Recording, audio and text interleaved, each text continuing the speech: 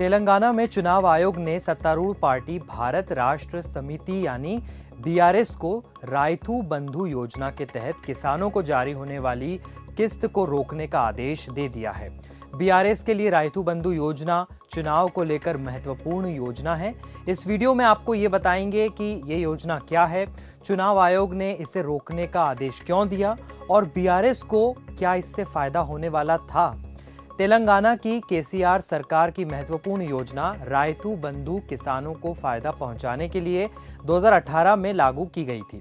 योजना के तहत लगभग 58 लाख किसानों को 2 बुआई सीजन यानी रबी और खरीफ के लिए साल में 2 बार 4,000 रुपए प्रति एकड़ देने का वादा किया गया था।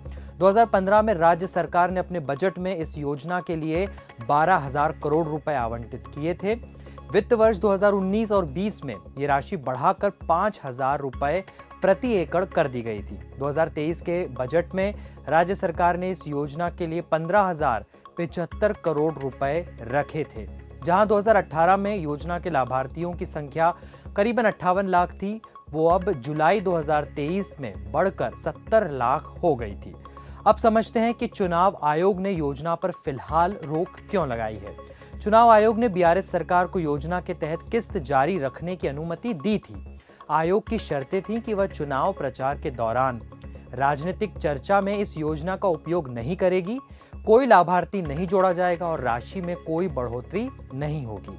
हालांकि 25 नवंबर को तेलंगाना के वित्त मंत्री हरीश राव ने पालकुर्थी में एक सार्वजनिक बैठक को संबोधित करते हुए ये कह दिया कि कांग्रेस 15,000 रुपए प्रति एकड़ देने का वादा कर रही है।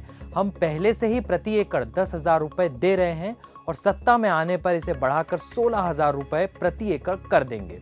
भुगतान 27 नवंबर को किया जाएगा। किसानों को चाय नाश्ता करने से पहले ही उनके खाते में राशि आ जाएगी, ये उनका कहना था।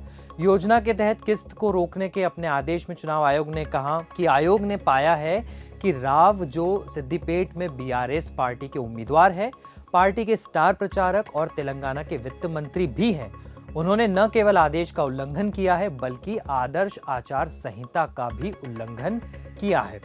आयोग ने तेलंगाना सरकार को 27 नवंबर दोपहर 3 बजे से पहले रिपोर्ट दाखिल करने का निर्देश भी दिया था।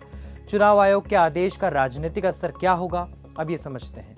रायथू बंधु योजना के तहत बीआरएस किसानों के वोट को बटोरने की कोशिश में थी। जाहिर है ये योजना चुनाव के नजरिए से काफी महत्वपूर्ण है। भाई 70 लाख किसान हैं। केसीआर और उनकी सरकार चुनावों से पहले इस योजना की सफलता का डिंडोरा पीट रही है और कह रही है कि इससे किसानों का जीवन बदल गया है। तेलंगाना में लगभग 1.43 करोड़ एकड़ कृषि भूमि है। किसान या कृषि क्षेत्र से जुड़े लोग तेलंगाना की आबादी का लगभग 55% एक महत्वपूर्ण हिस्सा है और सरकार बनाने में किसान समुदाय का समर्थन एक महत्वपूर्ण फैक्टर भी माना जाता है तेलंगाना में। चुनाव आयोग के फैसले पर बीआरएस ने क्या कहा, ये भी जान लेते हैं। बीआरएस ने चुनाव आयोग को पत्र लिखा है और अपने फैसले पर पुनर्विचार करने का आग्रह किया है। पत्र में लिखा गया कि ये योजना यानी रायथू बंधु योजना पिछले 5.5 सालों से चल रही है। चूंकि रबी का मौसम आ चुका है, इसलिए सरकार ने 24 नवंबर से योजना के तहत किस्त जारी करने का प्रस्ताव रखा है। इसके बाद आपको सूचित किया गया, जिसके बाद 25 नवंबर को अनुमति दी गई। पत्र में कहा गया कि आचार संहिता के उल्लंघन को लेकर चुनाव आयोग ने हरीश राव पर सख्त आरोप लगाए हैं, जो गलत तरीके से रखे गए हैं। केसीआर ने अपनी पार्टी के रुख को दोहराया और कहा कि रायथू बंधु कोई नई योजना नहीं है और चुनाव के बाद बीआरएस के सत्ता में लौटने के बाद इसके तहत किस्त का वितरण जारी रहेगा।